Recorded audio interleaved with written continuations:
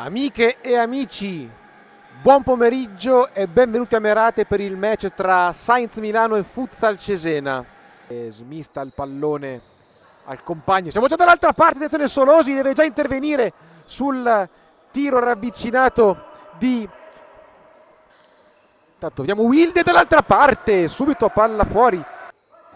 Palla giocata fuori verso Pieri che la mette giù.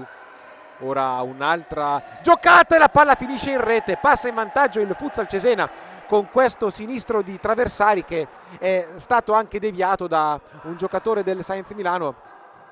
Provare un qualcosa, attenzione il sinistro di Perego e poi Mateus che l'ha toccata da due passi, un po' al limite. Intanto Traversari va via e trova il 2-0 con questo diagonale incrociato.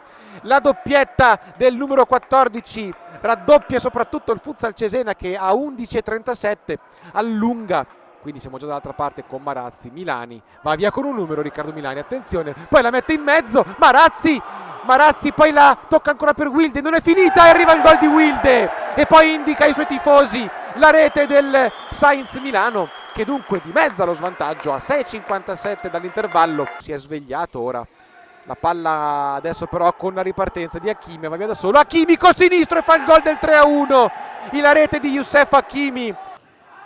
Palla che viene recuperata da Pritoni, Pritoni la scarica per Hakimi, a qua volta fa il gol del 4-1. Youssef Hakimi ancora una volta in gol, la doppietta pure per lui. Blocca la sfera, Perego ora, ci prova lui sulla destra, Perego va via con una spunto, attenzione palla in mezzo, il gol di Mateus. Dimezza lo svantaggio la squadra di casa, ma qui il gol è tutto di Perego che ha trovato una fiammata sulla fascia destra importante. 18:17 dal termine del match. Wilde, palla in mezzo, arriva il gol di Marazzi sull'assist di testa di Wilde, la rete di Cristian Marazzi che poi esulta in maniera composta.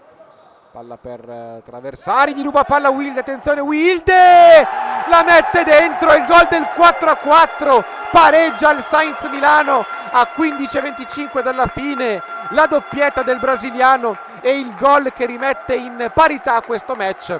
E poi nella ripresa sono arrivati i gol di Marazzi e di Wilde che per poco non ne fa un altro, paratissima di Montalto sul suo mancino. Sua linea, Wilde per Riccardo Milani che fa gol, passa in vantaggio il Sainz Milano 5-4. Ora attenzione Mateus, va via da solo Mateus, accelera Mateus e calcia con il destro, palla parata ma buono lo spunto del numero 9. Ora siamo già dall'altra parte con Nunzi che prova ad andare via e trova il fallo con l'ammonizione di Riccardo Milani, attenzione Riccardo Milani viene espulso, era già ammonito. Chiaramente col portiere di movimento attacca, attenzione alla palla che sta per tornare in rete, vediamo e va dentro il gol di Wilde, un rimpallo da biliardo, la palla è andata a rotolare in fondo al sacco, il gol del 6-4. Una squadra che arriva qua, seconda in classifica, a pari punti con il Lecco, attenzione Mauri a porta vuota fa il gol del 7-4. Il gol di Thomas Mauri è il secondo gol in campionato per lui.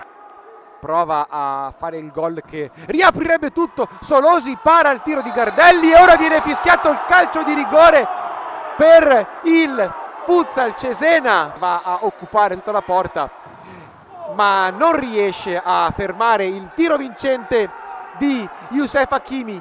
Sguarnita ancora Gardelli che si gira, attenzione Wilde, la palla va fuori, per poco non segna ancora Wilde. Palla per Youssef Hakimi che pensa al tiro, non lo trova, ancora Traversari si accentra, poi da calciare, palo e gol! Il gol di Traversari è la tripletta per lui. Proverà ora a trovare il gol del 7-7, vediamo, Nunzi, attenzione, arriva Pritoni che si fa ipnotizzare da Solosi qui dal palazzetto Acquamor di Merate. Ancora attenzione Solosi, la palla è lì, incredibile quello che ha preso Norbert a un secondo dalla fine e arriva ora il fischio che certifica la vittoria del Sainz Milano 7-6.